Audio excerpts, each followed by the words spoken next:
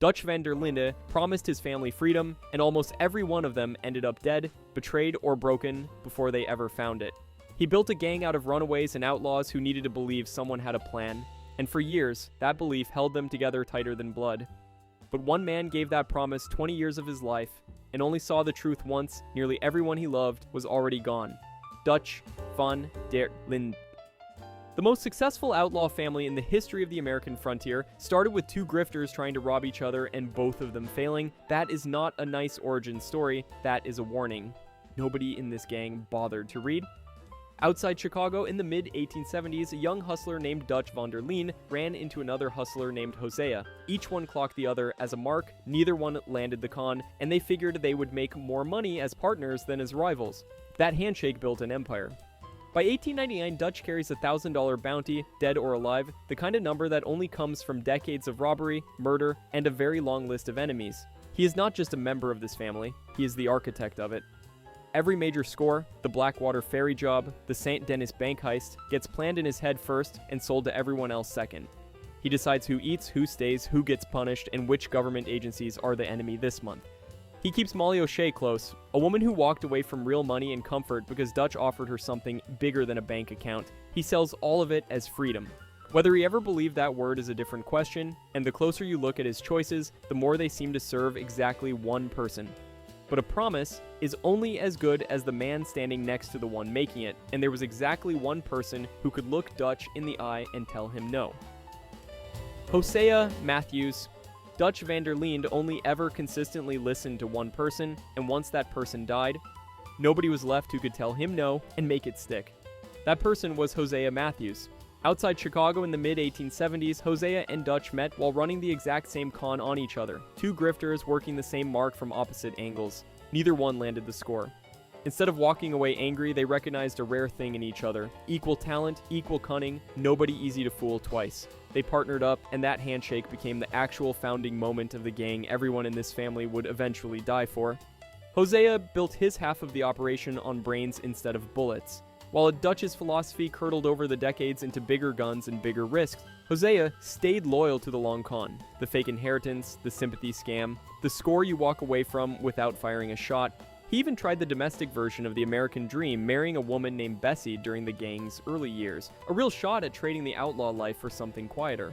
It didn't last. Bessie died, and Hosea rode back into the only family he had left. That role, advisor, brake pedal, the one voice that could actually slow Dutch down, is exactly why his death outside St. Denis reads as the hinge of the entire story. Nothing in the historical record proves it outright. But follow the pattern. Every disastrous decision Dutch made afterward is one Hosea would have argued against and probably won. The founders built the myth. But the myth needed a body to do the dying, someone taken in as a boy who would spend 20 years running the errands that kept the dream alive. Arthur Morgan. 20 years. That is how long Arthur Morgan gave to a promise he never once saw in writing. He was a teenager when Dutch and Hosea took him in, some scared kid with nothing, and by 1899, he is the reason the gang still functions at all. Dutch dreams up the schemes. Arthur does literally everything else. He scouts the jobs, he collects the debts nobody wants to collect, he hunts enough game to keep an entire camp fed, and when trouble shows up with a gun in its hand, he is the one standing between it and the people he loves. That is not a job description. That is 2 decades of being the family's designated pain absorber. He carries his own customized weapons, worn from actual use, not for show. Every scar on that man is a receipt for somebody else's mistake. And here's the part that should bother you more than it probably does. The safeguard we already watched fail, the one honest voice willing to tell Dutch no, is gone. Arthur is the one left holding the promise with no one left to check it. He believed hardest, longer, and closer than almost anyone in that camp. That is his strength. It is also the exact trap. The men who question Dutch early get pushed out or ignored. Arthur does not question, not really, not until the bodies start piling up and the math stops working. By the time he opens his own eyes to what he actually built his life around, there is barely enough time left to save a handful of people, and nowhere near enough to save himself. He stayed when leaving would have been so much easier. But he was not the only son Dutch raised. There was another one who tried leaving first, came back anyway, and would eventually be handed the one job Arthur never had to do: hunt the family that made him. John Marston. John Marston is the only member of this family who actually gets out, and it destroys him anyway. That sounds like a contradiction. It isn't. John joins Dutch as a runaway kid with nothing, gets raised into one of the gang's most reliable guns, and eventually walks away with a wife and a son. On a paper, that's the escape story. That's the one member who beats the odds. But walking away from Dutch never means walking away clean, because the debt doesn't stay in the past where you left it. Official membership counts don't just list John, they list Abigail, his partner, who spent years doing camp chores and raising their boy inside a criminal operation. They list Jack, his son, as a member in his own right, which pushes some tallies from 31 members to 32, a child, counted the same as men who rob trains for a living. That's not a technicality. That's proof his entire bloodline got absorbed into Dutch's promise before Jack was old enough to understand what he'd been born into. By the time Red Dead Redemption starts, the government doesn't need to catch John. They just need to point at his family and remind him what he owes. His history with Dutch becomes the leash. He's forced to hunt down the same men who raised him, at gunpoint with Abigail and Jack held, as the price of refusing. Whether John or Arthur carries the heavier tragedy is still argued constantly, and honestly, the debate exists because both answers are true. Arthur dies finding out the promise was a lie.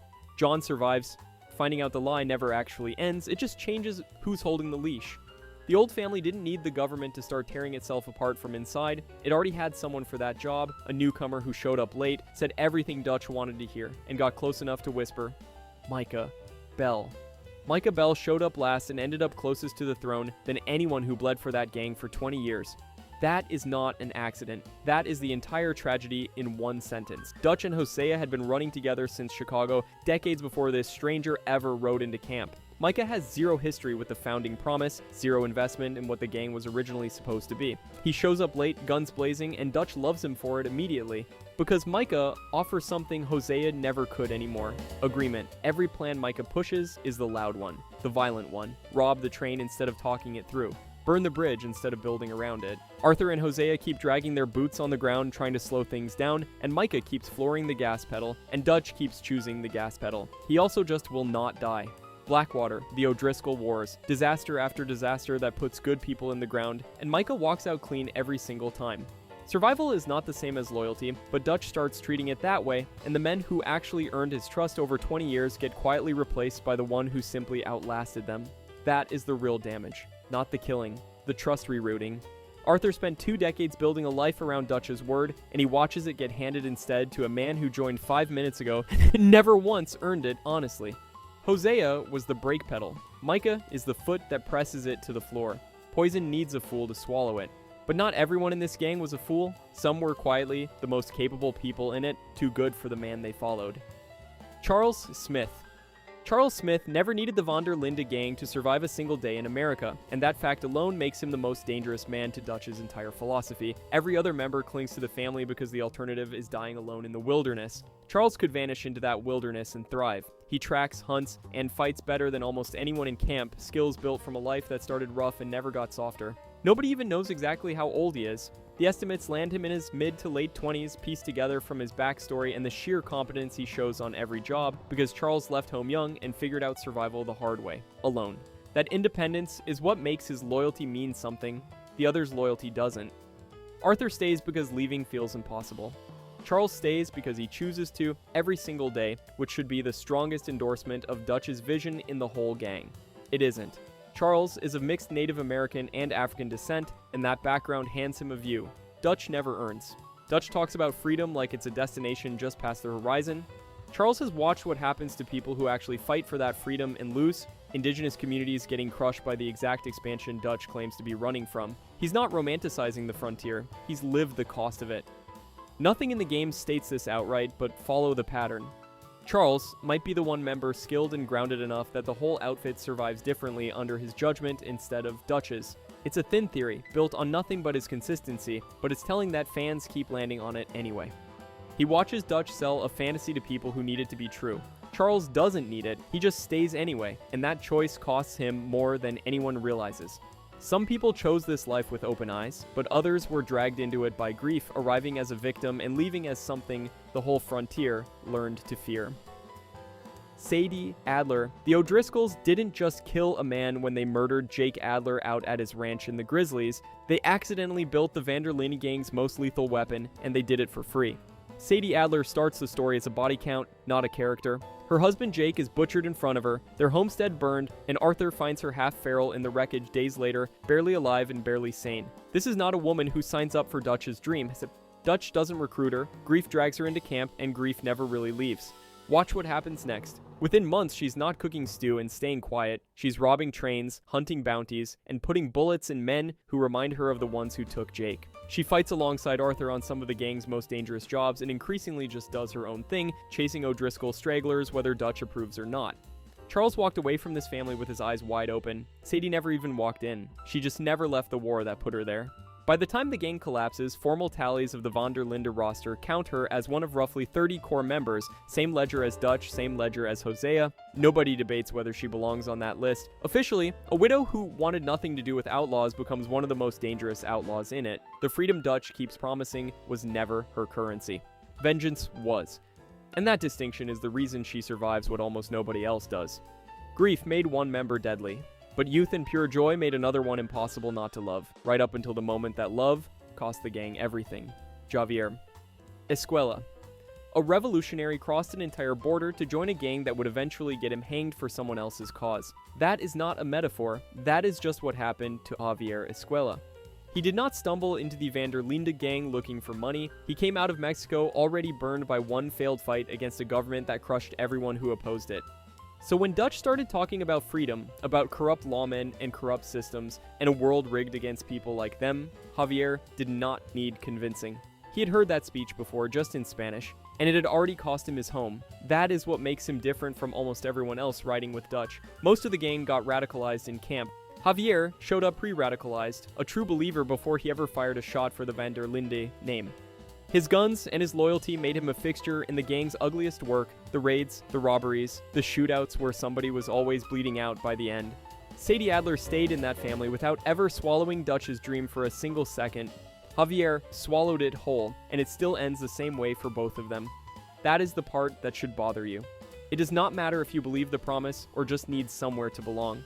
Dutch's family closes around you either way, and it does not let go quietly. Belief can chain a man for life. But some recruits were too young to know they were being chained at all, and the youngest of them lit up the camp like nobody else. Bill Williamson. Bill Williamson spends 6 years as one of Dutch's most reliable killers, then takes the one lesson he actually learned and burns his own gang to the ground with it. The lesson was simple. Watch Dutch, copy Dutch, become Dutch. Bill never noticed that charisma cannot be memorized like a stagecoach route. On paper, Bill is exactly what the gang needs. He is muscle, not a con man. When a job needs someone kicking down a door or holding a line under gunfire, Bill is the name that gets called. He is one of the core members of the von der Linde roster during its Red Dead Redemption 2 years, earning his place with a gun in his hand, not a speech in his mouth. That is the whole problem waiting to happen. Bill spends 6 years standing next to a man who can talk a bank manager into handing over the keys and a starving town into thinking it owes him something. He watches it work every single time. What Bill never clocks is that it is one specific person's gift, not a technique, and gifts do not transfer just because you admired them up close. So when the gang finally collapses, Bill does not start a farm. He starts his own gang. He takes a surname that already meant something in the outlaw world and tries to build a second version of Dutch's dream, minus Dutch's voice, Dutch's instincts, and Dutch's ability to keep anyone alive for very long either. It goes about as well as you'd expect from a man hired for his aim, not his leadership. Every other member paid for trusting Dutch's promise. Bill's punishment is crueler. He gets to spend his last years believing he finally understood the plan, right up until the imitation gets him killed, same as the original, nearly did everyone else. Some men grew old chasing the dream and got it wrong. But others were young enough to still be laughing when the dream got them killed. Sean McGuire. A kid tries to rob and shoot Dutch von der Linde and Hosea Matthews in broad daylight, and his punishment is a place at the dinner table. That's not a metaphor. That's literally what happens in North Elizabeth. Sean McGuire, 20 years old, mouthy as hell, pulls a gun on two of the most dangerous outlaws in the country and gets outclassed in about 4 seconds. Any other gang puts a bullet in him and rides off. Dutch looks at this kid, sees something worth keeping, and brings him home instead. That single decision tells you everything about how this family actually recruits.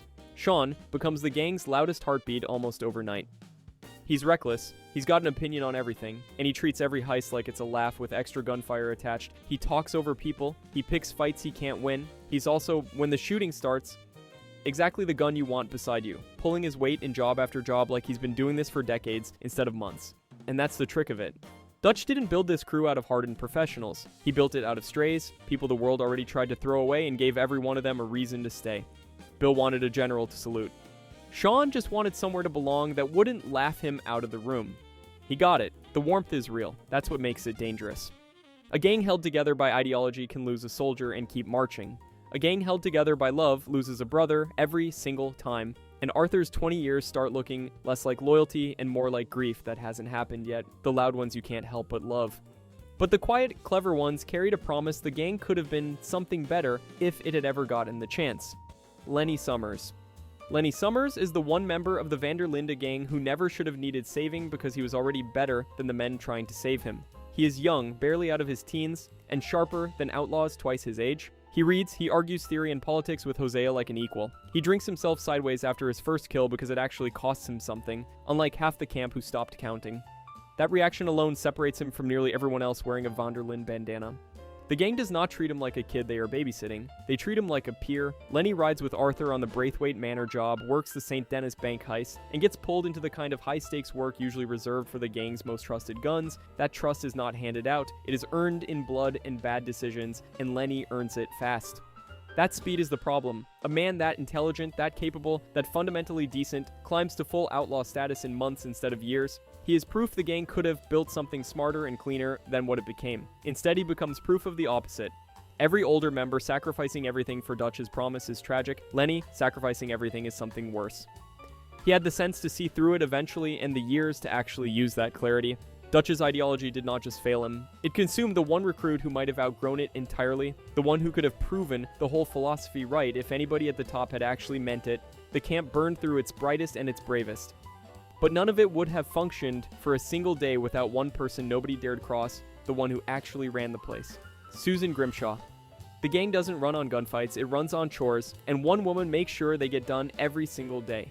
Susan Grimshaw is the camp matron, and that title sounds boring until you realize what it actually means. She assigns the work, she settles the fights, she decides who's slacking and who's pulling their weight, and she does it to a room full of armed criminals who could shoot her and mostly don't, because deep down, they know the camp falls apart without her. She's one of the earliest women in the gang, standing next to Dutch and Hosea long before most of the younger faces show up. That matters. It means she watched the family get built from the ground up, back when the promise still looked believable. Dutch talks about freedom around the campfire.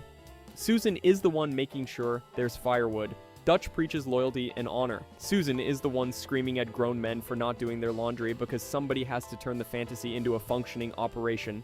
If Lenny paid for that dream with his life before he'd even lived one, Susan is the reason the dream lasted long enough to kill him.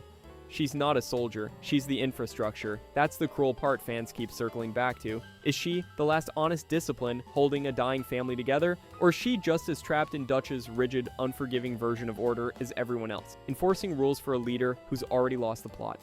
Canon never settles it, it just keeps showing her yelling at people to do their chores, while the whole enterprise burns down around her. Discipline held the camp together. But its money often came from somewhere sharper than any gun. A woman whose only trade was the con. Karen Jones. Karen Jones can stand guard alone at night with a rifle in her hands, and she still can't protect herself from the one thing actually hunting her. She earns her place the hard way, helping the gang pull off a bank job in Tucson, Arizona, proving in one high-risk afternoon that she's sharp enough to belong. Camp records list her duties as intelligence gathering, sentry, and chores, and that sentry line matters more than it looks. She's the only non-combatant in the entire gang trusted to stand watch by herself, which means Dutch and Hosea looked at a con artist with no gunfighter reputation and decided she was reliable enough to guard everyone else's life. Her income tells a different story. Fraud and shoplifting are her sole listed means of earning money, exactly zero legitimate work, exactly zero mention of anything else. That makes her one of the purest con artists in the entire camp. Someone who survives purely on her wits and her nerve, using those same skills to gather information that keeps the gang one step ahead of the law, but the woman good enough to talk her way past a bank guard can't talk her way out of what camp life does to her. Her drinking gets heavier as the gang's fortunes get worse, the same self-destructive spiral that eats through people who've spent years selling their loyalty to a dream instead of building anything real for themselves. Susan enforces the rules that hold the camp together. Karen shows what those rules cost the people actually living under them. The con was one way to survive Dutch's world. But the person who mattered most to the gang's future never touched a heist. She was fighting to drag one man out of it entirely. Abigail Roberts. Abigail Roberts had a criminal resume that made her a perfect fit for the Linde gang, and she used it to try to burn the whole thing down from the inside. She wasn't some innocent bystander who got swept up in outlaw life. Before camp, she worked as a prostitute and a shoplifter, which means she qualified for this gang the same way everyone else did, through theft and survival on the wrong side of the law. She's listed right alongside John and Jack in the gang's official membership record, 26 names deep, hers included. On paper, her job was chores, feeding people, keeping the domestic side of camp running while men rode out with guns. Nothing about her role looked dangerous, but the danger was never the point with Abigail. Every other member on this list bought into Dutch's promise in some form, chased it, defended it, died believing in it. Abigail looked at that same promise and saw a threat to her son. She spent years pushing John, nagging him, humiliating him, doing whatever it took to drag him toward a life that didn't end in a ditch or a noose. Fans point to her as the real reason John eventually breaks from Dutch, and the pattern holds up. Every choice John makes toward leaving traces back to her, refusing to let Jack grow up in that camp. That makes her the one adult in Dutch's family actively working against the dream instead of chasing it. She spent her days doing camp chores that kept everyone fed. But she wasn't the only one whose whole contribution happened away from the guns. Someone else survived on doing as little dangerous work as humanly possible. Uncle. The man who does the least work in the entire camp outlives almost everyone who does the most. That is not an accident of the story. It is the story mocking itself. Uncle shows up in every version of the gang's roster right alongside Arthur, John, and Hosea, treated as full family despite contributing next to nothing when the guns come out. He is old, lazy, and hilarious, cracking jokes and playing music while everyone else risks their necks on the jobs that keep the gang fed.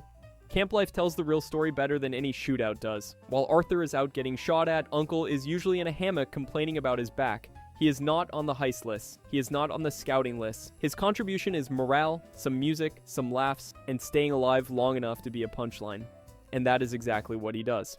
Uncle survives the fall of the gang, survives the years after, and is still around, causing trouble in 1907. Arthur is not, Hosea is not, Sean is not.